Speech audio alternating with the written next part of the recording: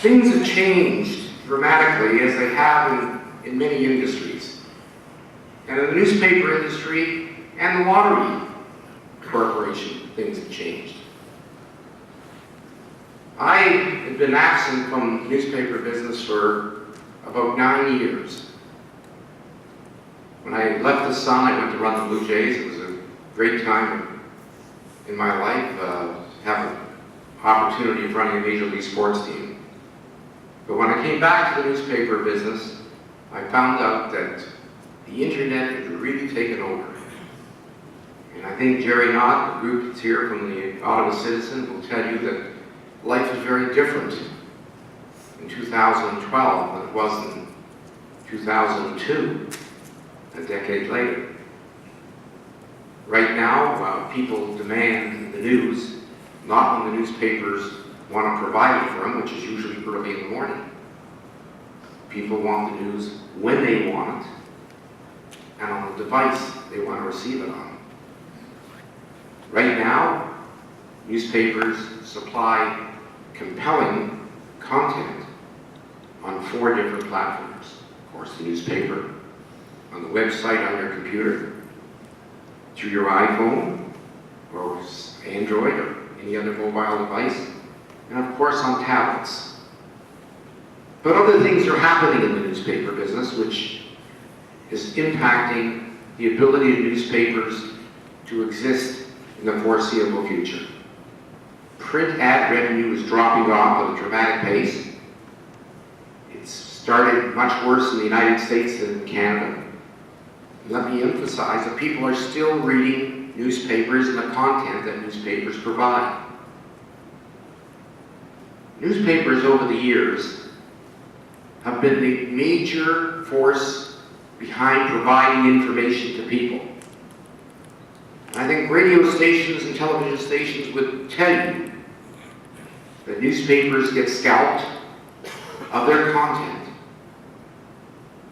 and are provided on electronic devices to the public in your city and in your country.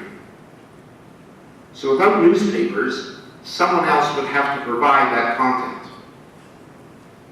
And we've seen a shrinkage of newspapers in this country and in the United States, and I can tell you that Canadian newspapers provide much better content than our neighbors to the south. The New York Times is an exception, maybe even the Los Angeles Times. Most Canadian newspapers are much better as far as content is concerned than other newspapers in North America. But the rules of newspapers, let me give you just one example.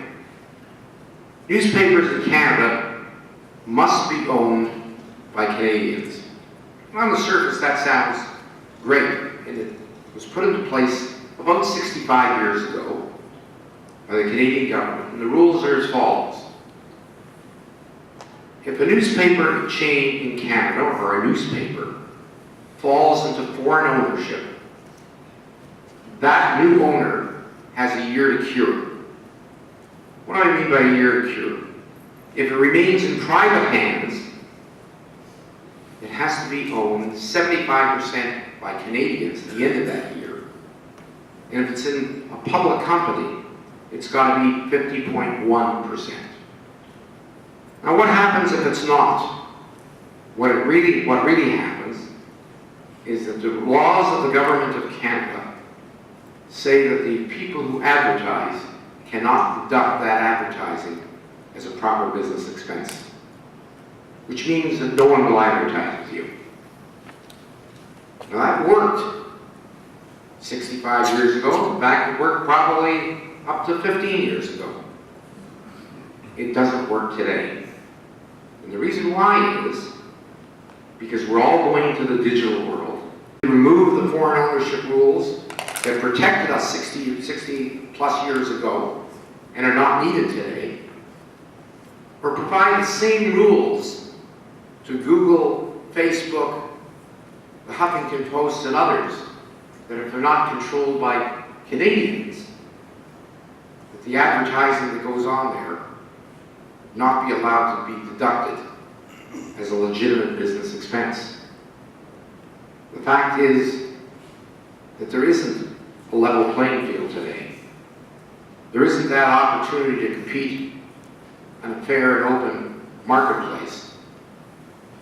So as I leave here today, I'm going to be speaking to the Heritage Ministry and proposing that aspect to them. Provide a level playing field for everybody. We can compete. The reason why we can compete on a level playing field is because we supply the compelling content. People buy newspapers and magazines for the content. As much as the advertising community would like to think they buy it for the ads, we all know that that's not the reason. So that's the one message I'd like to leave for you today with respect to newspapers. In many ways, I think people in Ottawa would like to hear more about the possibility of a casino in here. I can tell you that in Toronto, it's created a major debate there. I've heard terms like crime, murders, rapes, and just awful things, and taxing the poor. It is quite the discussion that's going on. If you take a look at the facts and the figures, none of those allegations will stand up to any scrutiny if people are prepared to listen to the facts. As I told you at the beginning, in many ways, this Crown agency is under a change very similar to the way newspapers are under a change. The one big difference is that the Lottery and Gaming Commission, although under the existing setup, its revenues are somewhat stagnant or falling, not falling anywhere near at the pace it is at newspapers.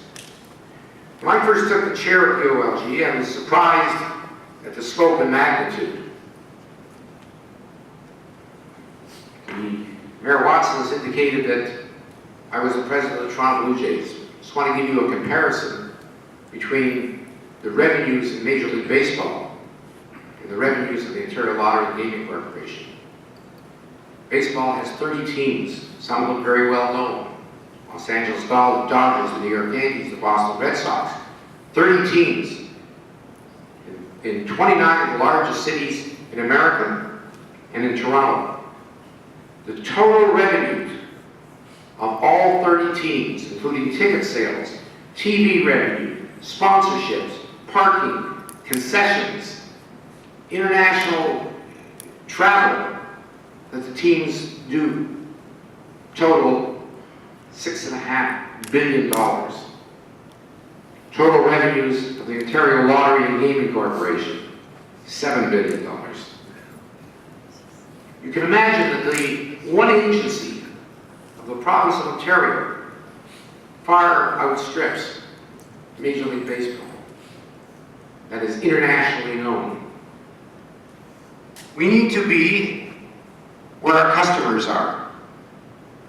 And although the slots out at the Rideau Carleton racetrack have been successful, the people of Ottawa have to decide whether they're going to drive out there or drive across the Hull, which is much closer, if they want a gaming experience. So we have to do this not only for our gaming facilities, but for our lotteries as well.